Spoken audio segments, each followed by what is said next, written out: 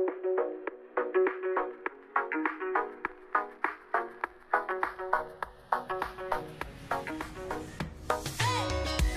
की इस वीडियो में हम बात करने वाले हैं वीडियो एडिटिंग लैपटॉप्स के बारे में। आपको क्या क्या चीज़ें ध्यान में रखनी चाहिए अगर आप एक वीडियो एडिटिंग लैपटॉप लेने की सोच रहे हो तो।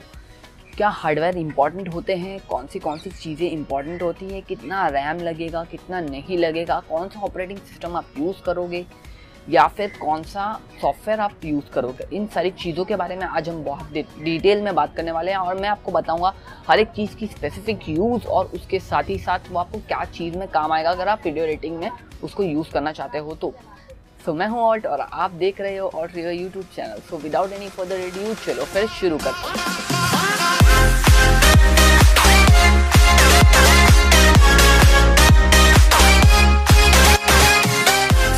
तो अगर आप मार्केट में घूम रहे हो एक वीडियो एडिटिंग लैपटॉप के लिए तो आपको ये सारी चीज़ों को ध्यान में रखना चाहिए।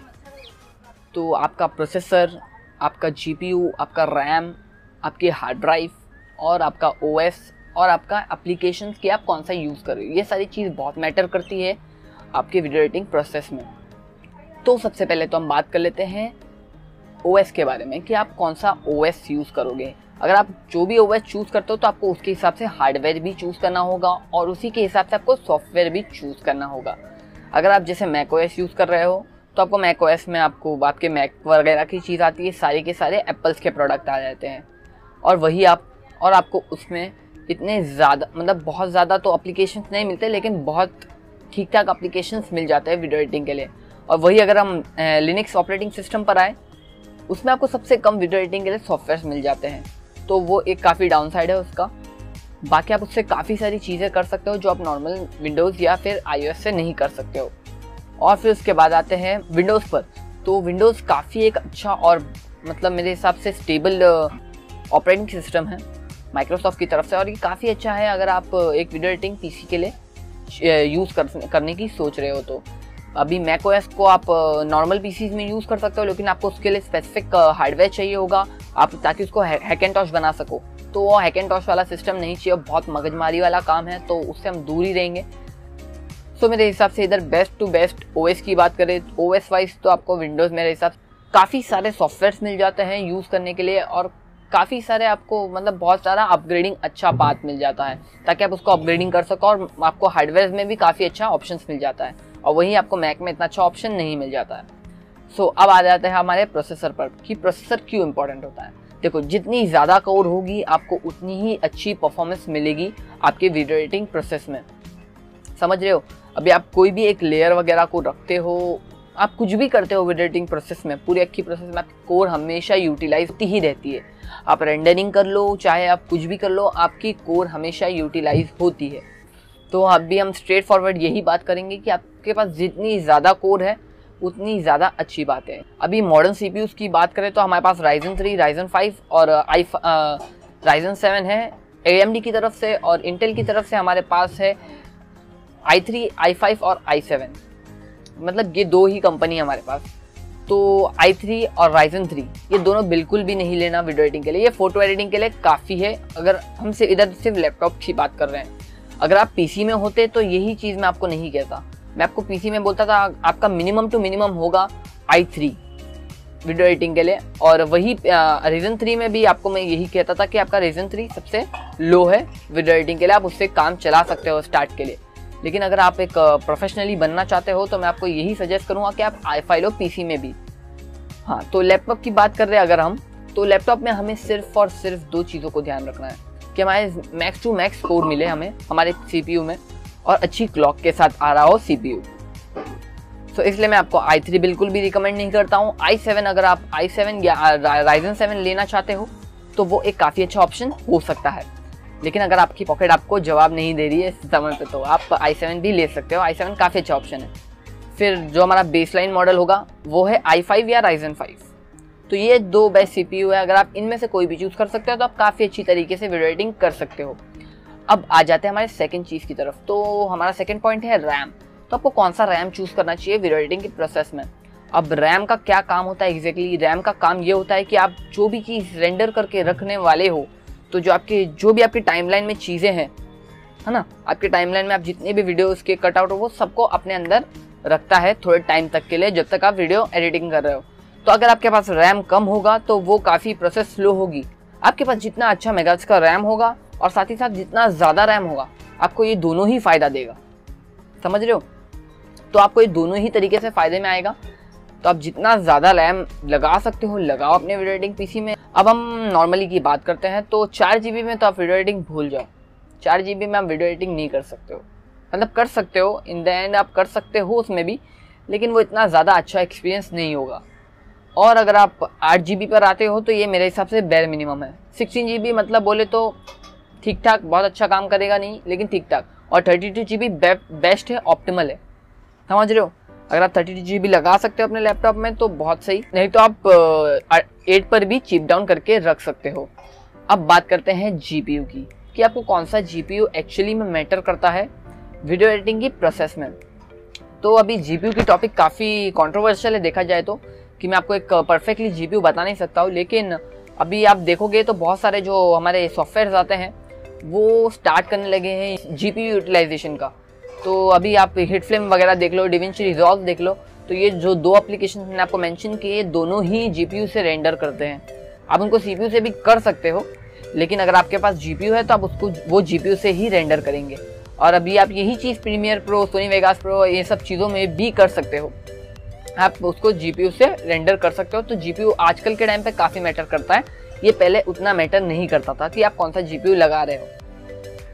तो अभी आप प्रिफर्ड बोलोगे मुझे कि मैं कौन सा आपको सजेस्ट करूँगा, तो मैं आपको बोलूँगा आप MX 1050 पर भी चिप आउट कर सकते हो लैपटॉप्स में।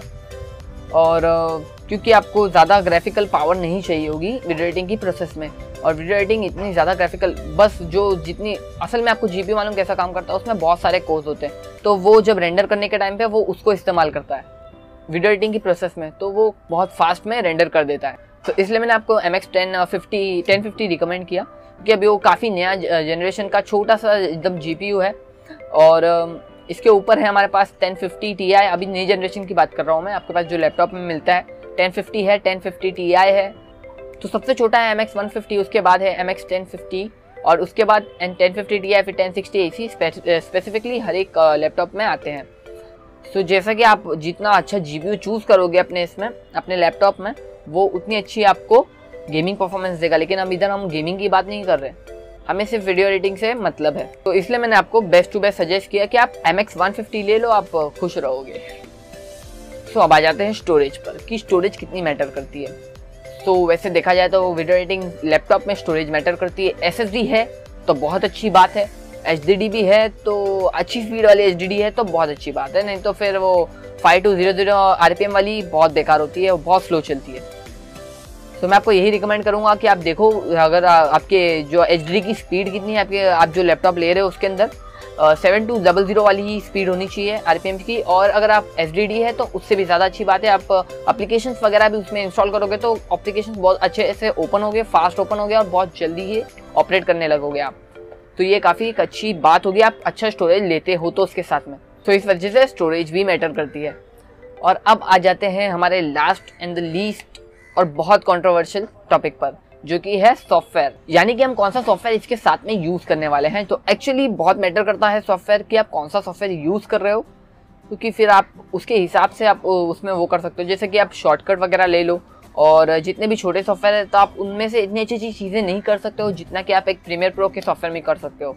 तो ये फ़र्क हो जाता है एक पेड वर्जन ऐप का और एक नॉन पेड वर्जन ऐप का। तो आपके ऊपर है कि आप कौन सा चूज़ कर रहे हो, आप पेड वर्जन सॉफ्टवेयर चूज़ कर रहे हो कि आप non paid version software choose कर रहे हो। तो आपको दोनों में से आप कुछ भी चूज़ कर सकते हो, आपके प्रेफरेबल है। लेकिन अगर आपको पेड वर्जन चाहिए तो प्रीमियर प्रो है, सोनी वेगास प्रो है, तो ये सब सॉफ्टवेयर मैं आप बोलूँगा कि आप ये सब सॉफ्टवेयर ट्राई करो। और अगर आप फ्री में यूज़ करना चाहते हो तो बेस्ट टू बेस्ट हिटफ्लेम है और DaVinci Resolve है। तो ये सॉफ्टवेयर मेरे हिसाब से काफ़ी अच्छे हैं वीडियो एडिटिंग के, आपके वीडियो एडिटिंग के लिए। सो अब फिर से इन सारी चीज़ों को रिकैप कर लेते हैं। तो सबसे पहले तो आपको चाहिए आपका प्रोसेसर। तो प्रोसेसर में सबसे ज़्यादा कोर इंपॉर्टेंट होती है, फिर आता है रैम। तो रैम में सबसे ज़्यादा इंपॉर्टेंट होती है हमें कितनी मेगाहर्ट्ज़ और कितनी ज़्यादा रैम है वो। फिर उसके बाद हमारा आता है GPU में सबसे ज़्यादा मैटर करता है कि आप नया GPU ही यूज़ करो, पुराना GPU मत यूज़ करो, क्योंकि पुराना GPU फिर आपके नए सॉफ्टवेयर में सपोर्ट नहीं करेगा।